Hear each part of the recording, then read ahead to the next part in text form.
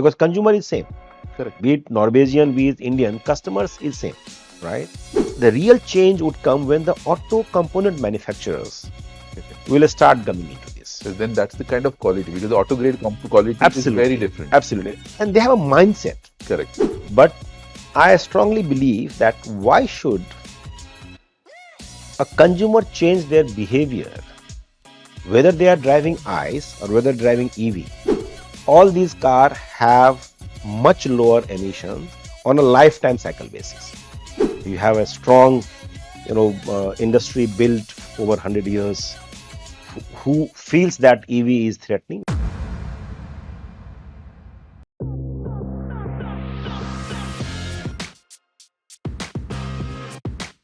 So good day everyone, this is Maxson Lewis and you're watching Maxson Mobility. Last time around in part 1 of our discussion with Awadhesh Jha, we talked a lot about EV charging ecosystem, and again now we are here in part 2, and welcome again Awadhesh Ji. Thank you. Let's get conversing. Now that we discussed the entire EV ecosystem in charging, and you were the pioneer of CPO, as they call it, charge point operator in India. So what is this entire thing? What is a charge point operator? What is the CSMS? Your version of it, not something people typically do a search online and just quickly comment, but someone from the likes of you explaining in simple terms, what exactly is a CPO? Yeah, so see, if we break down the word of CPO, the charge point operator, so Correct. an agency or entity or a person who is responsible for operating the charging points. Okay. As simple as that. Got it. Right? Now, operating doesn't necessarily mean that you have to own the asset. Oh, so you're saying the person, someone else could put up an asset and someone else could operate. Yes. But then in India, CPO is used loosely as a term. Not only in India, even the other part of the world, the CPO generally means that someone who has the asset and it is being operated, right? Because charge point operator is there also, they call it the charge point operator. It's not like that they don't call it. But there is a clear cut, there could be possibly a clear cut business model for that. That you put in money. So let's say I give an example. Let's say municipal corporations. Okay. Now municipal corporation has an assets. So they have a locations and they say that fine, it's in any case park plus charge. So we set up the charging infrastructure. Got it. Right. But we need someone to operate this. This is exactly like parking operators, right? Right. The asset of parking is put up by someone else. And you allow someone to operate it. So they can be also called a CPO.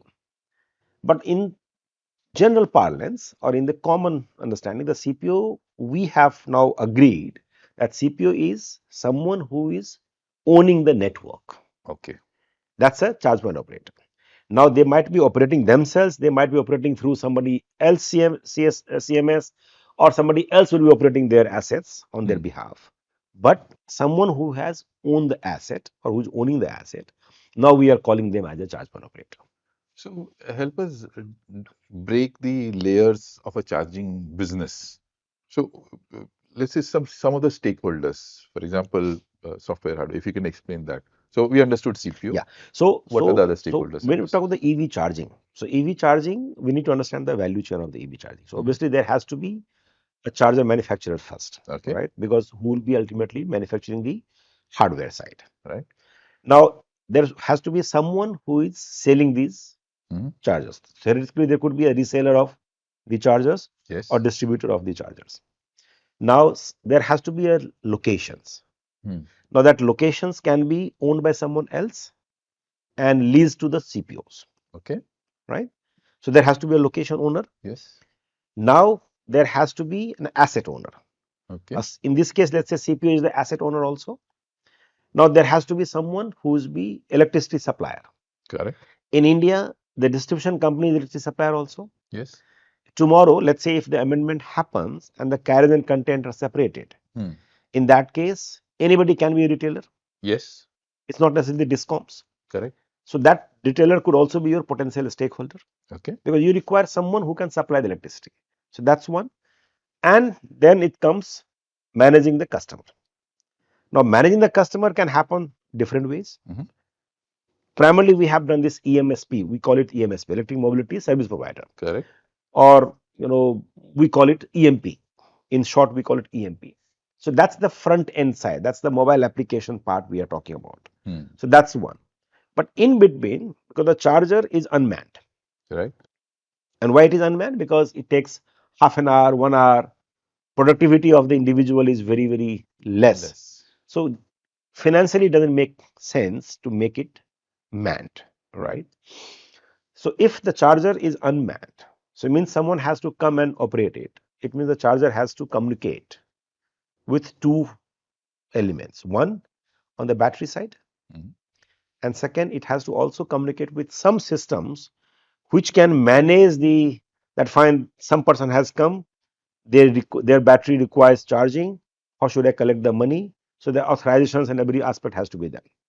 So these communications has to happen between the charger and which we call it charger management system.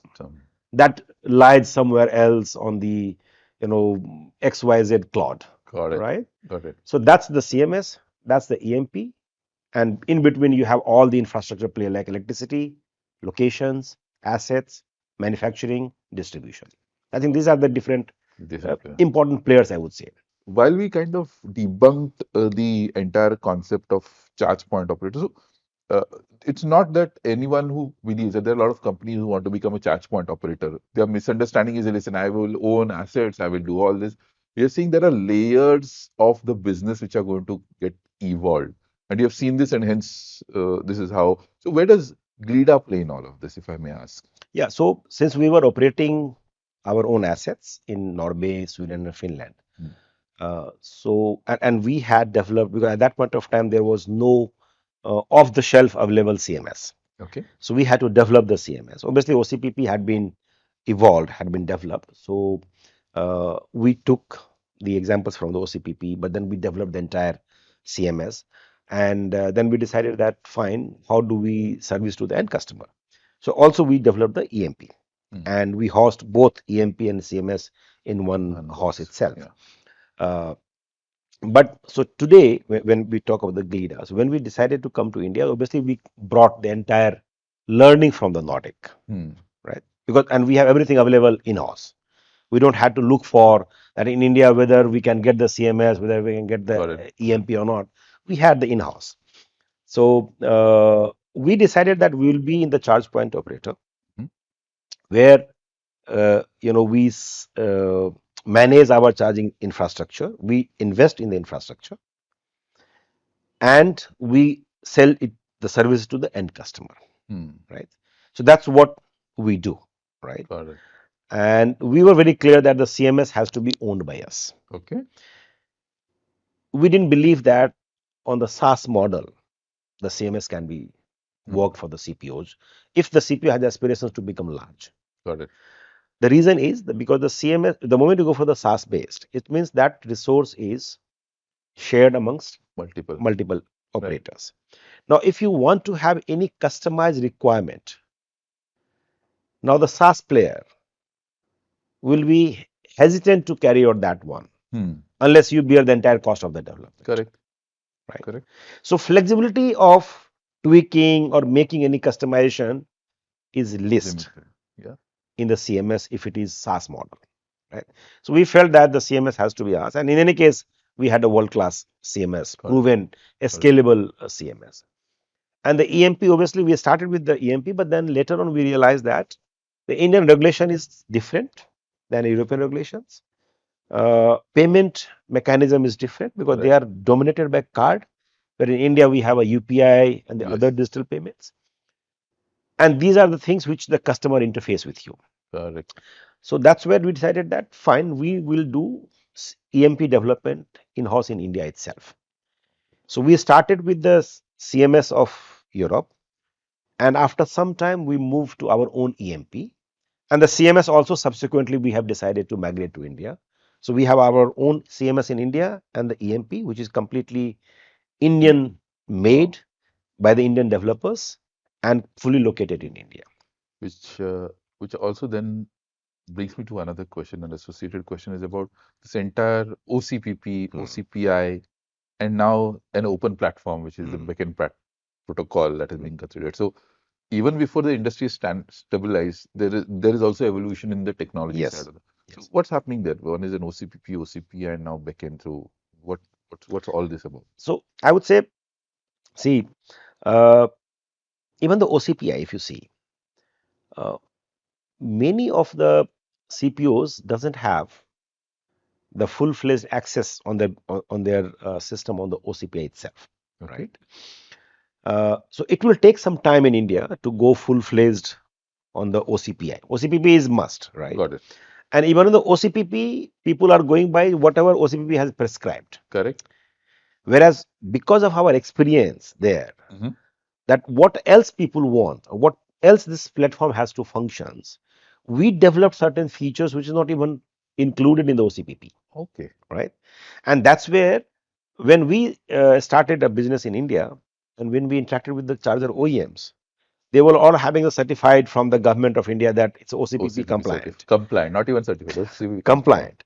And when we started integrating into our systems, Okay. it took 3 months because there was certain number of commands which we were asking the chargers to send. But they were not They were allowed. not because they had not developed it because that was not the requirement of the OCPP. So we have helped the OEMs to learn that this is something which India would require Hmm. because consumer is same, Correct. be it Norwegian, be it Indian, customers is same, right? Their demand, their expectation would remain same. So Affordability could be different, but expectation would remain same. absolutely So whatever has been done in Europe, it will catch up someday in India. got it. Why don't you prepare Prepare it already. today? Now let me talk to you as a consumer of a product. So this, because when you said about OEMs and the Mm. chargers, now the question was, earlier we have seen Gen 1 chargers, Gen 2 chargers, where they were not full stack OCPP. They used to be Yeah. OCPP compliant. Yes. Of all the messages, only a few, and now it is Mm. OCPP. But do you see, has India evolved into a very decently okay charger manufacturing base, or you think there's still work to be done out there? Uh, that's a tricky question, I would say, Okay. Max. I would say the initial batch of the charger manufacturers, they were quite good. Okay. Incidentally, they were quite good because those were the people who came not just because that EV is happening, because they have the legacy of doing with the power electronics, right? Correct. And some of the company were already doing the charging in Europe, right? Right. They decided that they will be into the manufacturing, so they were knowing the basics of how to manage the battery, how to do with the power electronics. Yes, the robustness, the reliability, obviously this comes with the experience, Right. right? Right. But now of late, what has happened that anybody decides to start the charging, and the larger focus is primarily to be in this space. Hmm. And if you are not clear on that, how does it function? Because it is just not the medium of dispensing the energy. Correct. It has to dispense the electricity safely also. At the same time, it has to communicate continuously with Oh, the absolutely. the batteries, the management system, and it do a whole lot of service. So unless you know the B2C aspects, unless you know how to deal with the battery, unless you know the dealing with the power electronics, it's difficult. So I think the current breed which is coming up, because now every day I see that someone is There's a coming up new with this company one. out in this So I space. think the real change would come when the auto component manufacturers Get into will this. start coming into this. Because then that's the kind of quality, because the auto grade quality is very Absolutely, different. absolutely. And they have a mindset. Correct. They have a mindset, and they know that ultimately EV has to come, and this will be kind of a component of the ecosystems, Ecosystem. not particularly the vehicles, but an entire ecosystems, Correct. right? So I think that will be the time when the real product you will see. This is why I like talking to you. You know, you are always almost predicting the future, and I can validate it. That's exactly what is happening. Is the auto OEMs, I believe, will not to, like you rightly said, they know how to get the best quality, auto grade quality at very optimal costs. Hmm. I think that's one thing I'm also expecting in the EV chargers. But what is about this China story? I mean, everyone keeps talking about charger in India will always be expensive, import from China. What's your take on it? I know both Yeah, of us are proud Indians, but still. yeah, but see, I don't want to get into this of costly or the cheap thing. But see, I believe that whether the product is coming from China, whether because it's not that in China you don't have a good product. Hmm. I use iPhone, which says that made in China, but it is a fantastic phone. So anything coming from China is not necessarily a bad product itself, Correct. right? You have the world's best battery technology being done in China. Right. So it's not that being bringing it from China will be the bad in quality. The problem is basically, do you understand the manufacturing of the charging? Correct. That's where the problem lies. Whether you bring it from China, whether you bring it from other, but the moment you understand what is expected by CPO from this charger, Hmm. and CPO has to understand what is expected by the consumer. Consumer. The problem currently is that consumers' interest is generally secondary Right. in terms of product I'm talking about, Yeah, absolutely. right? So CPO is more focused on kilowatt capacity, Yes. availability, or 90% and all those things. But it is more from the point of view of the consumer. And Hmm. the one example I bring from the way we are looking at now is that, and I was discussing with you on the sidelines that I strongly believe, this is my belief, this is not my company's belief, this is my strong gut feeling, is that when the EV become the mainstream, means the price would be at par with the ICE. Uh, most of the female Hmm. would be owning the EV. When I say owning, not necessarily only owning the asset, but they will be driving the vehicles. Hmm. Because driving an EV is a very, very good experience. Yeah. It has a good pickup, but at the same time, it's very easy to start, convenient, noiseless, right? Absolutely. And if they become, let's say, a majority of the customers, or even a significant minority of the customers base, then we need to see from their Their perspective perspective. Yeah. at what height we need to have the connectors, what should be the weight, or the cable management should be, how the cable management should be, because Correct. uh, currently with 125 ampere current and the 400-volt, your The cable, bulk of the cable yeah, is so this huge. is Yeah. very, very heavy. Hmm. So you need to have a good cable management systems.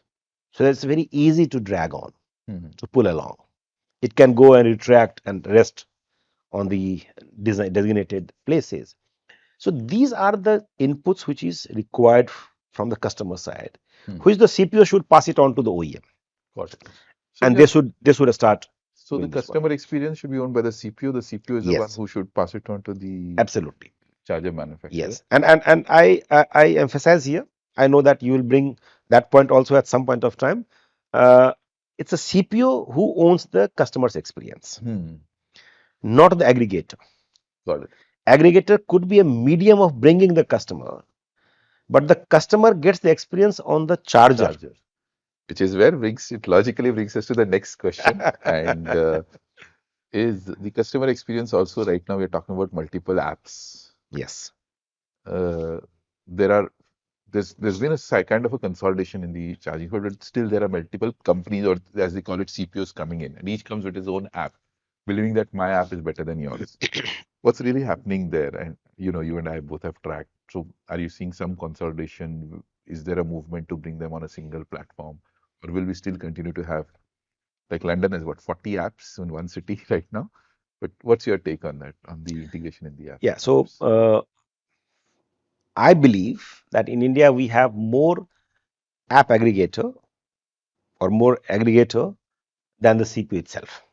Got it. This is what I have been told by a couple of people, that n number of aggregated apps are there, whereas CPUs are there. Even the CPU is quite large, Hmm. more than 70 plus the CPU in India now, Okay. right? As per one of the research reports. See, the way I look at it, there would definitely be aggregations, right? And this will be a short term to medium term requirement, and this should happen. Okay. But I strongly believe that why should a consumer change their behavior, whether they are driving ICE or whether driving EV? Why should they be bothered? If they are going to the ICE stations today, uh, they might have the app of the fueling stations, but that is for the earning those loyalty points, Not the primary not for the way primary functions of charging. charge fueling, Fueling. right? Now, similarly on the EV side, why should we have a app to do the charging? Hmm. Why can't we have something where it's a usual interface which they are doing it? Yes, it will be unmanned, so obviously there won't be any assisted charging. Correct. So there won't be any someone who will collect the money from you. So there would be an interface which will require a payment collections mechanism. But if I have a opportunity that I come to a charging stations, right, which I believe that I don't require app to discover it after a couple of years. Right. At this stage, I require an app. So here, Yes. please understand the requirement from the CPO and the consumer point of view. Why consumer requires an app today? For one primary reason, for discovery. Okay. Because the chargers are very less in number as of now, Right. and it is located in a some corner of the cities, Right. not necessarily on the prime land. Locations. Yeah. And even if you have your one charger or two chargers, you don't have a 20-50 chargers in one location which make you visible. So you require to find where is the charger. For that you require a discovery, and that discovery currently people are offering through applications, right? Now when you reach in stations, let's say by some reason you reached out to a charging stations. Now there you want a charging to happen. Right. For that you don't require app, because you want connected to be connected and the charging should happen. Correct. I make the payment. But as CPO, now you have reached to my stations, but I need to collect money. Correct. Because I don't have any person there. So now you require an interface where people should be authorized. Correct. System should know that yes, this is the person from whom you have to collect the money, right? And that's why you are also pushing the app. So this app is doing two functions: discovery to the end customer and ensuring that the payment is received by the CPO. Now I believe that discovery can be done by any navigation app. Yes. Now they have access to 90% of the customers. Right.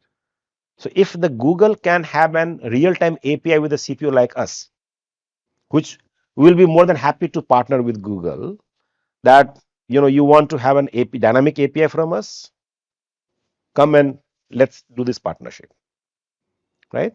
Now Google has all the informations to the customer, availability, status, booking, everything can be done.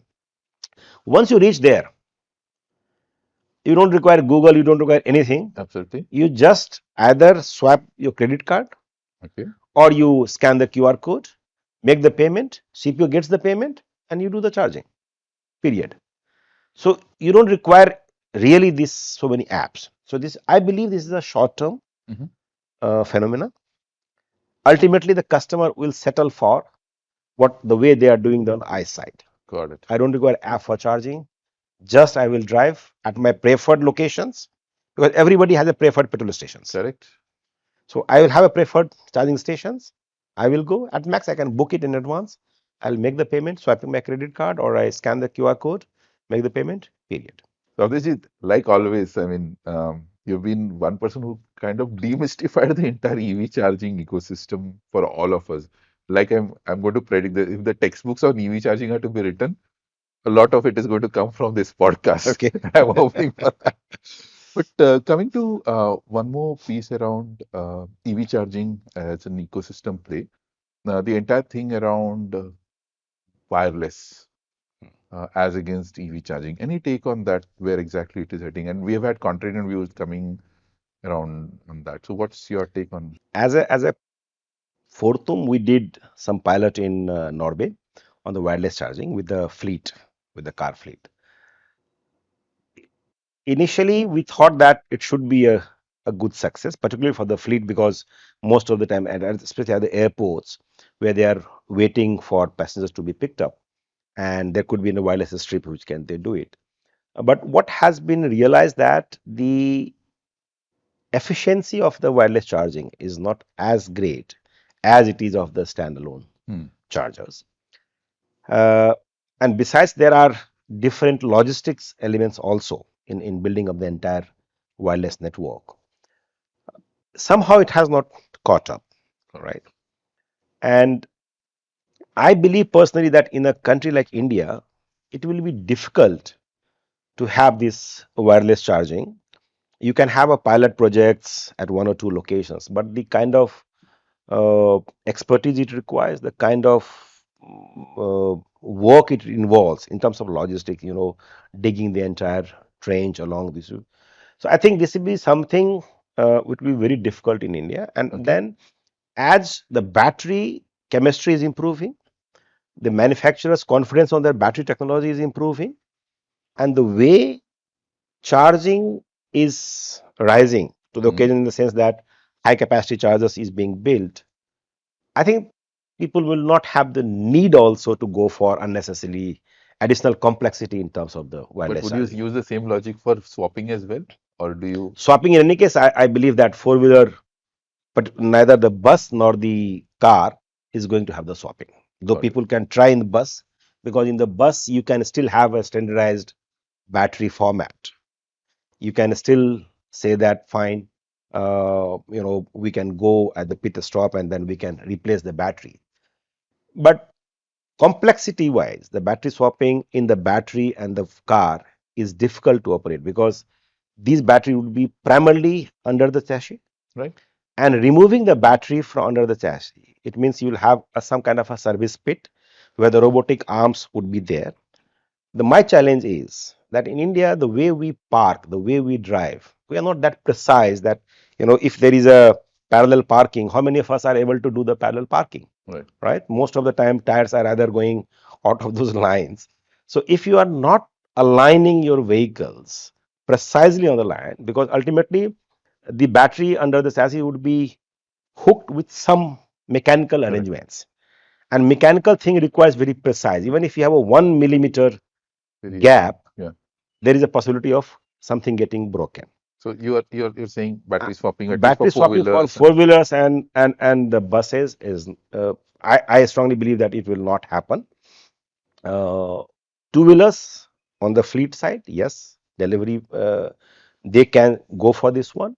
Three wheeler is a good candidate case, no Got doubt. it. Three wheeler is a good candidate case, but two wheelers also, I would say 50-50 on the delivery side, but personal segment will not go for the battery swapping. So, Avdiji, one question this which the naysayers, as we call them, I've always been saying, hey, listen, EVs are not really sustainable. They're not clean by itself because the source of power is dirty. It comes from coal, etc. You've been a person who's been both in solar and in EV. What's your take on it? How would you want to respond on this piece about EV not being cleaner than fundamentally the ICE vehicles? Okay, so because I have been facing these questions since 2017, and the way I look at it, that EV, first of all, in the larger scheme of things, country requires decarbonizations of different sectors. Right? Source of generation, that's the energy generation source, and the transport put together contributes close to around 40-45% of the carbon emissions Okay. put together. Now, this is a significant amount of the carbon which needs to be cleaned. So on the generation side, the India is taking the steps of making their source greener by having the solar or the wind. Now we are also revitalizing our hydro assets through the pumped storage, right? Right. So energy part, it is being taken care of, right? In terms of EV, now another aspect of why EV becomes important. Then I'll come to how EV is still much better than, even still it's much better than, and tomorrow it will be much Even much more better greener. than this Okay. one. Now, if you have more and more solar in the grid, then you require some kind of a balancing. Hmm. Now, the balancing normally comes, either you have a hydro projects, which currently, incidentally, you don't have, because for last 15 years, we have stopped developing the hydro. We have a huge potential for hydro, but we have stopped developing it. So now you have options that you go for a battery-based storage, which can absorb the all variable load during the daytime.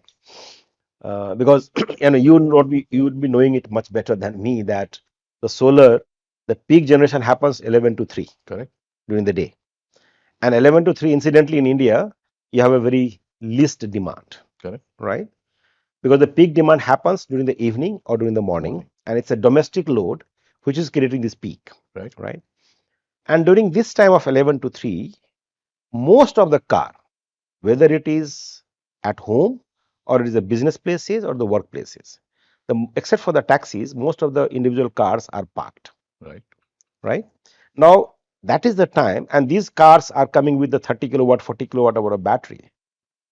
If this gets integrated with the grid, they can absorb these excess powers. Right. May not be fully, But but at least some I have element done the leveling. calculations. This is a significant amount of contributions can happen by 2030 if we have that vehicle to grid technology. Okay. And during the evening, we are creating those additional load, peak load in the grid. So these vehicles, these batteries can begin sending back the power to the grid. So this EV has another role to play, right? Now coming to the decarbonizations, uh, even today, based on the grid mix which we have close to around 70% on the coal side or the fossil side, I would say, and 30% is the different renewables, solar, wind, hydro, and nuclear.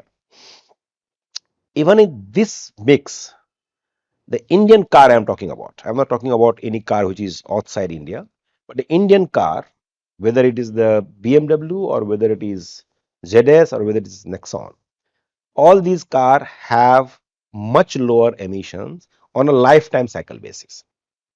Okay. Lifetime cycle basis. You consider the battery because in the EV car manufacturing, the maximum amount of carbon is being consumed from the battery manufacturing. Correct. Because chassis remains same, whether it is ICE or the EV, it will have the same amount of energy, but the battery manufacturing consumes. So on the manufacturing side, you have a larger share of carbon than ICE, but on the operating side, you have a much larger carbon on the ICE side than here. So you're saying even in its today's distribution of renewable and non-renewable in the grid, even by itself, even at the manufacturing end itself, you're saying the EVs are equal to or slightly better than ICE. I would say better than ICE in terms of decarbonizations. If I remember, it's ICCT report, Hmm. and they have clearly come out with these studies based on the Indian vehicles available here, and they have said that even compared to smallest vehicles, the Indian EVs are cleaner by 30% to 50%. If you compare with SUVs, probably 50%. If you compare with the small format vehicles, it will be 30%. With this energy mix, Got it. which in any case is getting greener Greener and and greener greener. and greener every day. So that's actually a straight and I mean Clear. it's a full stop Full, answer it should to be full stop. correct. But I know it will not be full stop because till the time you have interest there, these discussions will We'll keep continue. coming up. But then for every discussion like that, we need an Awadhesh Jha to come and kind of debunk them. No, it is not only over here. There would be n number of people. Absolutely. There are. As a pioneer in the CPO, I also know that you run another mandate. You are actually running the Association of Charge Point Operators in India, if I were to call it that. So what's your mandate there? What are you trying to do? Because you did mention there are 70 CPOs in India already, 70. Yes. So what are you trying to do at the No. CPO So association? the brain was basically the logic of forming an association was that there is no, I would say, the industry specific sane voice which is being heard by the government or the Okay. regulators. The regulator is consulting either the established industry player like CII or the FICCI or the government agencies like the CSL or the NTPC for the charging policies, which as a CPO we believe that that's not a justice to this, because Got it. we are primarily putting our risk capital. Right. We need to be heard, and there is no one, because there is no forum, so government is not listening to us. So first objective is that we should create a body Hmm. which can be represented as a pan India charge point operators body, and the government should listen to their problems, listen to their suggestions as well. And besides the one objective, another objective is also to create a good awareness. The right information is missing. Correct.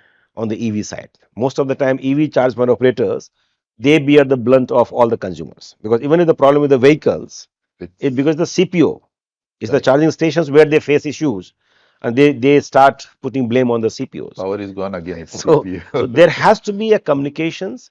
Their CPO is very strong as stakeholders, but then they need to be heard by the OEMs. They need to be heard by the distribution companies. So objective of this association is to Bring it create together. that group and be that force. Unfortunately, we have not been very successful so far. Okay. Though we have a 7 member team associations, but still we have not been the force which we would like to be. So on this platform, then you can reach out and say to all the so-called CPOs to be or want to be, is they should get in touch with you and see how they can be part of this forum and try and build it up along with Yeah, you. absolutely. So I mean, I would urge all the charge point operators that because we want to create that forum, or the so that we can engage with the government on the continuous basis. We have a lot of issues. Recently, government has come out with a draft, again a draft guidelines on modifying the charging Yeah. infrastructure, where again they are trying to bring so many things which will ultimately have a impact on the how do we do the charging business in India. Whether it's a positive, negative, that's a different thing, but then it will have impact. So it is at a forum where if you join hand, we can be a strong force, and then we can go and collectively talk to the government that this is what good for the India as a whole. Good. With that, Avdesh ji, like I've always said, you've been to guru to many of us in the EV charging space. This has been an amazing conversation. I learned a lot. I still continue to learn from you on EV charging. But to all those, just a message from your side to those entrepreneurs, those people who want to get into EV or EV charging, just your point from, because you have seen this evolving in India. From here, what next, and what would be your message to our audience out there around who want to get into this space? What do you want to say? So see, I strongly believe that EV time has come, Hmm. because prior to, or rather आज से 2 साल पहले तक, normally I used to speak कि अपना समय आएगा, but now the time has come. But only thing is that we need to be patient Hmm. with the EV. EV is not something where you can start getting the money in very short time. It requires a lot of patience, because there are a lot of forces which is still working that EV should not succeed. You have a strong, industry built over 100 years who feels that EV is threatening, whereas I strongly believe that EV plays a complementary role Mhm. to the entire transport systems. It is not possible that EV will replace the existing transport systems overnight. Mhm. It will take a couple of decades. So nobody should feel threatened. But in the process, the EVs evolutions will happen, and one needs to be very patient. One should not expect that in 2 years, 3 years time, will be the big guy in this industry. And once you give the patience, once you bring that, you show those patience, you will succeed if you have a basics rights. And the basic is that what consumer wants. On that note, Avdesh ji, it was a pleasure having you on our show. Thank you. Thank you so much. And to all our audience out there, this has been a great conversation, like always. Learning is always important, and to learn from someone who's been part of the EV ecosystem growth, that has been my pleasure. So, this is Maxson Lewis, your host on Maxson Mobility, signing off. Please do like, share, subscribe, and spread the good word. Thank you so much.